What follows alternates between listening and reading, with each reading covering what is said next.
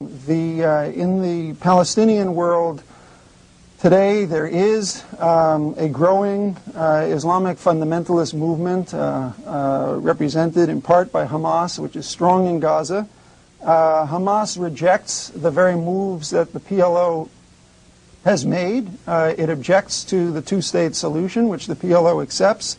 It rejects the PLO's acceptance of Resolution 242 and the Basic Idea Petition. If, in fact, Israel does not make a peace with the Palestinians, and I mean the Palestinians that are represented either by the PLO or people who support the PLO, what will happen, as we're seeing, is that, in fact, hardliners, Islamic fundamentalists who are hardliners on the question of Israel, will increasingly come to dominate decision-making, and peace will probably become impossible. If peace becomes impossible in a world that's heading towards mutual nuclear capabilities, we're moving towards a situation in which Israel will be far less secure than it is today. And if Rabbi Kahane is really concerned about Israeli security and tracks through on this, I doubt very much that he would want to find Israel in a situation in which, in fact, there are two nuclear buttons, one held by Israel and one held by an Arab state which is in a state of war with Israel. We've got less than a quarter hour to go, and we've got to go to this next caller, this one from Caen, France. Go ahead, please. Hello. You're on the air, sir. Yes. This question is for Mr. Kahane, and about Lebanon, where he mentioned all these factions are fighting in Lebanon. Every single faction that he mentioned was somehow helped by Israel with arms or money. And for one reason or another, they helped every faction there up to date. Is that a self-fulfilling prophecy to help create the problem in Lebanon? So Israel can take the stand that if Arabs can't live in peace, how can we live in peace with them? And why is Israel such a peace-loving country? It's always involved with people like a Noriega and a Colombia, etc., South Africa, you name it. All right, sir. Thank you. Caen, France. Yeah, I think that, first of all, it's simply not true that Israel helped all those factions. In the Lebanese war, Israel did help the Christians. It's true. That was called self-interest. It's a kind of self-interest that every country follows.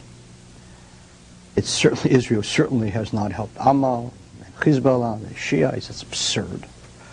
The Lebanese problem is a problem which has nothing at all to do with Israel. It is a problem of Arabs who simply cannot live with each other. And that is something which has not gone away and will not go away. In the Arab world, yesterday's enemy is today's friend, and then, of course, tomorrow, who knows what. Egypt and Syria are now getting closer. They will undoubtedly establish ties formally soon. Does that mean that they're really friends? No, of course not. Syria and Jordan were bitter enemies, and then suddenly friends. And the Arab world is a world that is volatile, and one simply cannot trust the paper that any agreement would be written on. As far as Israel backing various countries, I put it to you that countries back countries out of self-interest. This country does it, the Soviet Union does it, Great Britain does it, all countries do it. Thank God that countries follow self-interest. My greatest fear is that Israel will not follow its own self-interest. My own grave fear is that in the Arab world you would never find a single Arab who would say what Dr. Segal is saying for the Arabs.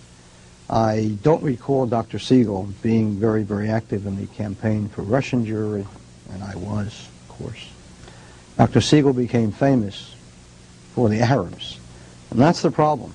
I'm waiting for Jews to be normal and have self-interest. Well, let's let Dr. Segal respond, then we'll go to Houston, Texas. Dr. Segal? Yeah, the one thing that's been said here that I do agree with is that that self-interest is the primary determinant of, not the sole determinant, but the primary determinant of the behavior of nation-states.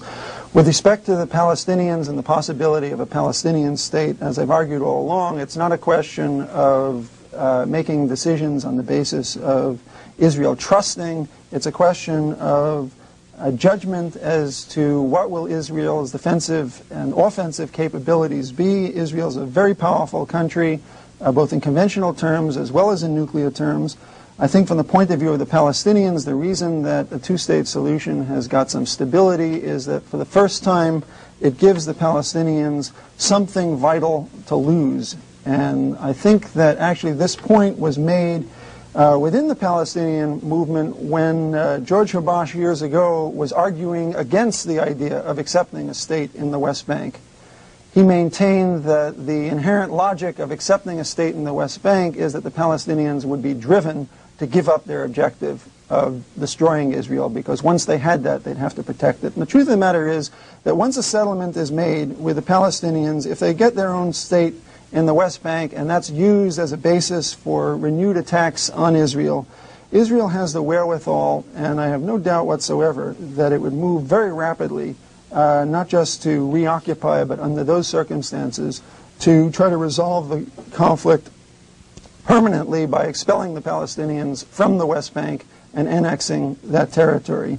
It's that fact, which is not lost on the Palestinians, which would be the determining factor on Palestinian foreign policy. With respect to one other issue, which is Rabbi Kahane was maintaining that we don't know what the PLO can sign, or they're incapable of signing this, there's Hawatma and there's Habash and so on. The truth of the matter is that we will never know until, in fact, they are in a real negotiating situation with their real adversary, which has been the Israeli government. The only way we're going to find out whether or not negotiations could be fruitful is, in fact, to begin them. And our thesis is simply that it's enough in Israel's interests, and Israel is secure enough and strong enough that it can begin to undertake those negotiations. If, in fact, the Palestinians refuse to meet legitimate demands in those negotiations, the Israelis will simply not bring them to conclusion. Houston, Texas, go ahead. Hello. I'd like to say something about the deficit that we have and the amount of money that we're contributing to foreign countries.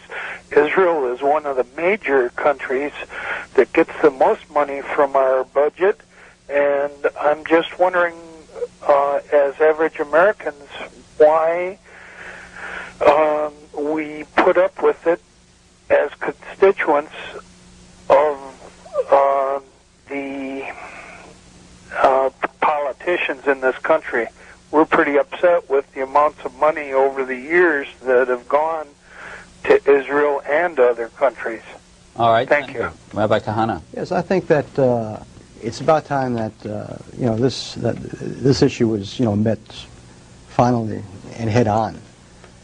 In our platform, we had a plank that called for the ending of U.S. economic aid to Israel. What about defensive aid? Wait a while. Let's take one thing first. Okay.